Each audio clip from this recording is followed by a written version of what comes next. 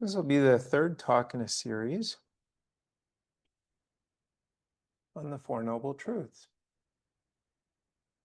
which are the foundational teaching in most Buddhist traditions, kind of the core of it.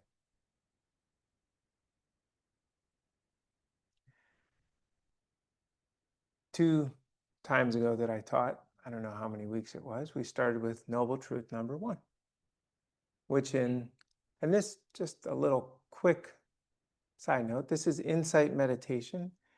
Insight meditation is a kind of Western derivative of Theravadan meditation, which is practiced mostly in Sri Lanka and Thailand and Burma or Myanmar, depending on which name you use.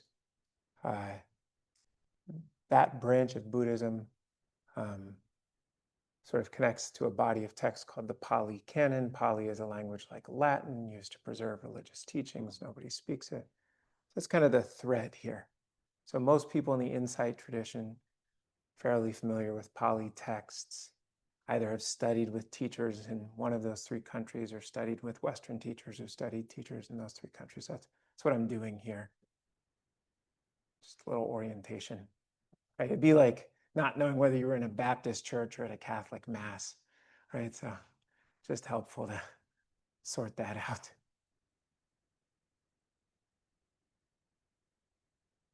Anyways, Four Noble Truths, important in both the Theravadan tradition and other traditions across Asia and the world. First one is dukkha. The first noble truth is the truth of dukkha. And in the first class in the series, we offered some of the different translations for that word. And there are a lot of them. And they aren't all the same. So even though these are the 4 foundational teachings, there's quite a bit of room for interpretation. Dukkha could mean suffering. That's often the most classic translation. There is suffering. That's what people say about the first noble truth. As in, part of life is that experience of suffering. Other interpretations of dukkha are stress, as in there is stress. Stress is a part of the human experience. Other interpretations, bummers. Life has bummers. Bummers are a part of the human experience. Take your pick. What we did that first week was I did an internal meditation to kind of really get into that felt sense of dukkha.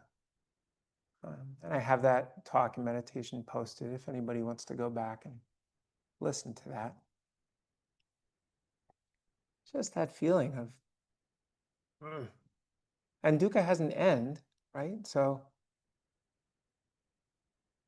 it can also be released, right? So it's a feeling that we can know, and we can also know the end of it. And we'll get to that in a second. The second noble truth is that there's a cause of dukkha. Dukkha has a cause. Oh, look. Apparently balloons have a cause too. I don't know what I did. But dukkha has a cause. And in sort of classical teachings, that cause is craving or clinging or desire. And again, each of those words has slightly different implications. And so the way you interpret that can vary. But some teachers teach that we experience stress or suffering because we are attached to things being a certain way and life's always changing. Other people sort of see it as there's this innate desire to be, to exist, to taste, to experience. And in that wanting, there's always a little bit of dissatisfaction. Other teachers teach that it's kind of the holding on, like there's this tense posture that's inherent in the experience of being alive. Like human beings are a ball of muscles afraid of dying, right? And that's the cause of dukkha, right? That just clinging. And those all, sort of have different implications, but are also in sort of the same ballpark. The way I framed it in the second class I taught in this series is I told a little anecdote about my kids learning to taste honeysuckle and initially being very frustrated that they couldn't get the little things out and get the drops, and then wanting them all year round and learning that they're not always available. And dukkha and the cause of dukkha are trying to sort of squeeze more out of life than it's available to offer, right? So it's when our mind is trying to get more out of this experience than the natural laws of biology and physics can provide, right? Than the natural laws of being a human can provide. So dukkha is that tendency of the mind to just want to grab something out of this that cannot be grabbed. That's how I framed it. So this week, we're at the end of dukkha. Good news, right? I'm the man on the soapbox, not the subway. I have good news. Have you heard it, right? There is a third noble truth, and it is the end of dukkha. The Pali word for this is nirodha, closely linked to nibbana, commonly used in the West as nirvana. Okay, so terms that we're familiar with here. The end of dukkha, freedom from suffering, bummers, stress, whatever you're going to call it. Now, in the very classic formulation, if you go back and read the Pali texts, this clinging in the second noble truth, that cause of dukkha, that clinging, is so inherent in life that to get to the end of it, to be completely free of dukkha and clinging, is to actually be done with the cyclic process of being born and dying. Right? That's the classic formulation. Actually, if you fully free the mind, once you die, you don't have to come back here anymore. That's the prize. No more going through this again and again and again. That's the classic formulation. Take it or leave it. Maybe that's a useful way of thinking about things. Maybe it isn't. But I want to offer it to you so you know. Most Westerners don't really emphasize that part. I don't think most of you came here because you wanted to get off the wheel of samsara, but for those of you who did, hopefully you're well on your way in that process. And it might be true. What do I know? But what I'd like to offer is something that points in that direction, but might also be sort of more practically useful in the here and now for those of you who maybe came for more personal reasons. The end of dukkha, the way I'd like to offer it to you, is the experience of peace when the mind allows itself to open to life being just the way it is. When the mind stops trying to squeeze it. And I've often found that experience sort of most identifiable and relatable as that feeling after grief moves through us. What the Greeks would define as like a catharsis, right? It's that release. We've been holding so long, and then we finally own that this thing we'd wanted, or this way we'd wanted life to be, didn't happen.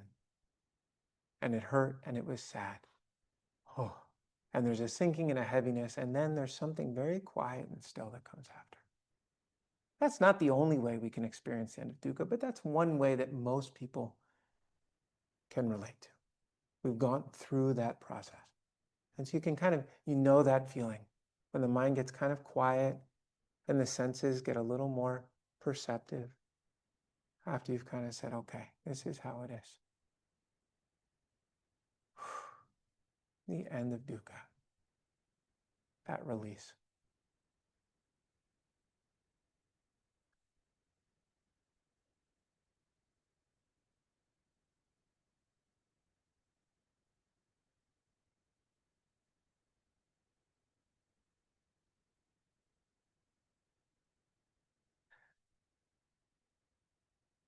But what's interesting, right, is that Buddhism actually invites us to imagine that release in so many different aspects of our life. You can imagine it as the release that comes when you realize, as little kids do, right, that you can't always get what you want, right? You can't have all the Halloween candy. You can't have the breakfast you had yesterday because we haven't gone to the store and gotten more of it, right? Those little disappointments. And then the bigger disappointments, The people you love don't always show up for you emotionally the way you wanted them to, or needed them to, or expected them to.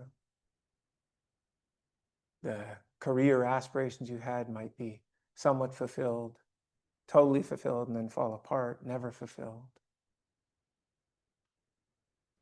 Deeper still, these bodies, it turns out, expand and grow for a while and then start falling apart. They get old, they get sick, they die. And then even deeper, right? There's sort of this metaphysical invitation that a lot of Eastern traditions have, which is to come to accept that these bodies and these minds are actually a bunch of overlapping systems with no solid center.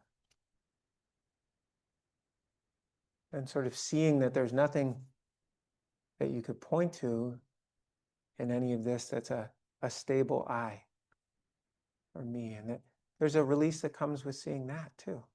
Just that you are sort of a dynamic, ever-changing process, like an acorn turning into an oak tree, turning into a rotten log, right? And if you held the acorn and the rotten log up next to each other, what would you say is the common thread between those two things? And there's something on that level that these teachings point us to. And there can be a release from seeing that clearly.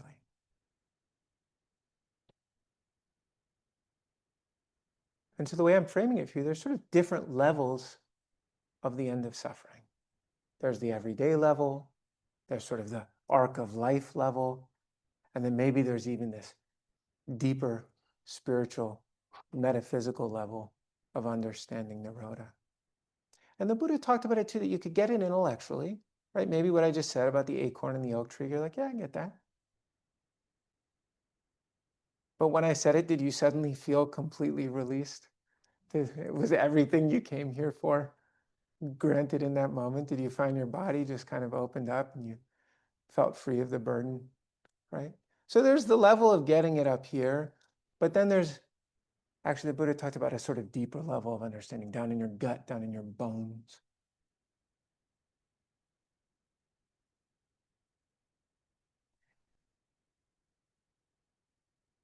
But you all came here looking for something.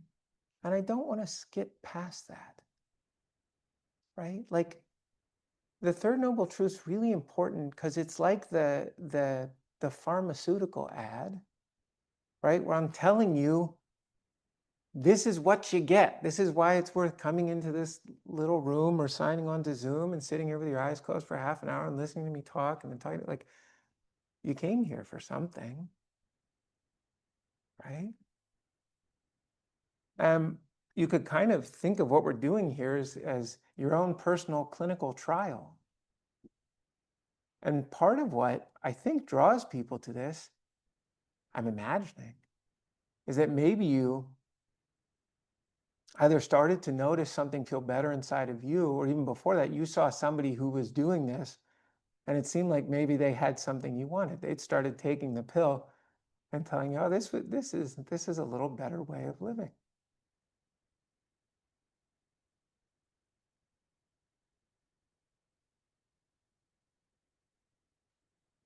And it invites a question that I haven't fully answered for myself, right? About just how far this path can take you. I could tell you pretty confidently it has helped me in a lot of ways, right? Certainly emotional regulation, insight into myself, the ability to listen and read other people at a much more profound level. Total freedom? Not yet. Yeah, I've had temporary experiences of it, but really wild experiences on retreat of my body falling away and all kinds of cool stuff. That was awesome, but it ended. I came back, still had to deal with messy family relationships that got me all tangled up. And also everything felt a little less tense and a little less tight for ever since, right? So some stuff returned to being difficult, but there was also an ease in that return that wasn't there before.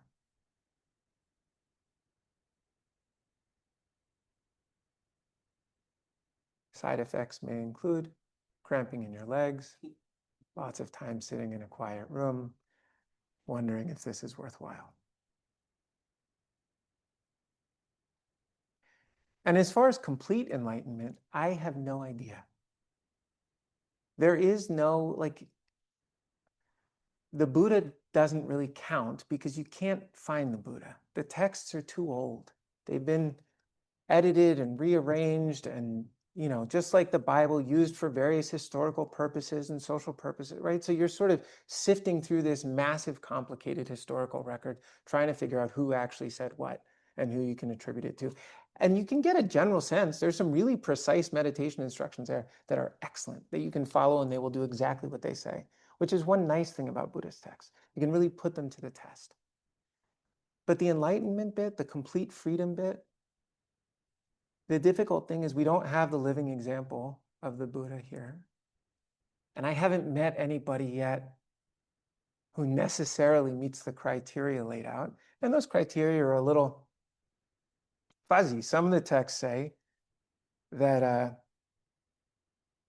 complete freedom would lead to the end of what's called lobha, dosa, and moha, which could be translated as lobha being greed, attachment, or desire, one of those three. Dosa being hatred, aversion, or anger. And moha being delusion, ignorance, or confusion. So if you were to meet somebody who's fully enlightened, done with dukkha, they might be free of greed, hatred, and delusion, or desire and aversion and confusion. But you can see it's a little hard, right? Like, how would you know when you meet this person? And all that is to say that there's a way that I've found that I have to hold this, that both, like, I have a faith in these teachings. Like, I really do think they help. And there was a certain zealotry I had at one point in my studies, right? You know, as Joseph Goldstein said, nibbana or bust. Like, I'm going to take this thing totally to its logical end. But I think actually that came from wanting to like burn out or yank out certain parts of my humanity. I think I kind of corrupted the teachings a little bit in my own confusion. And now I'm happy for things just to get steadily better.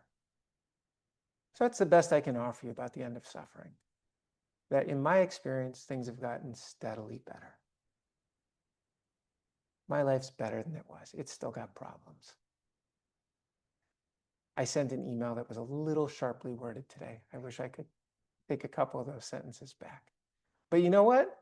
I didn't attack anybody's character. I didn't use any cuss words, so it's a huge improvement.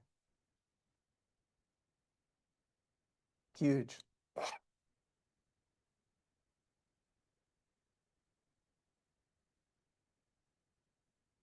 So this is sort of where the Pali Canon leaves off. It's useful, but then you got to take this practice and say, what value does this have in my life? How am I going to imagine the Dharma? What is dukkha? What's my experience of it? What's causing this? How do I open the mind? And what's it feel like when it starts to reduce or the mind lets go of it? So you can really know it, like, oh, this is the value of the Dharma. This is what's happening. And each of us has some little mental model of how this is all working. And some of them are the same, and some of them are probably wildly different.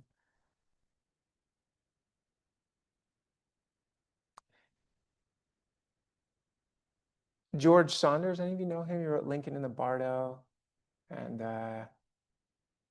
December 10th, a collection of short stories. He's a wonderful writer.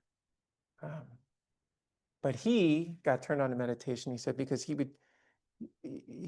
was starting, his wife started meditating, and he noticed that after she started meditating, they would start down the path of some fight they'd had 100 times, and she would suddenly go a different direction. And he couldn't believe it. Like, he would always say this, she would always say this, but then now she started saying something else and the fight didn't happen. He was like, well, that must work. So he started meditating. And I like to offer that because it's an example of sort of seeing a little bit of what we could call a Buddha in other people. Right? And so as you start to hold this and form your own mental model of it, you want to notice the Buddha in yourself. You want to notice the Buddha in other people. When is it that the mind lets go a little bit and just says, ooh, I could try to squeeze this as I have in the past and sort of create that dukkha, that tension, that misery, or I could relax and get curious and actually see what's here and what possibilities life is offering and what possibilities it's not offering. And that space is nice, that open-minded space. It has certain qualities to it. It has a feeling of creativity. It has a feeling of compassion and sensitivity towards other people around us. It generally has a feeling of calmness or ease. So these are some of the qualities of Nirodha or Nibbana that you can identify in your own mind and see in other people, even without a Buddha to point to. Right? You can see the Buddha in you or in other people.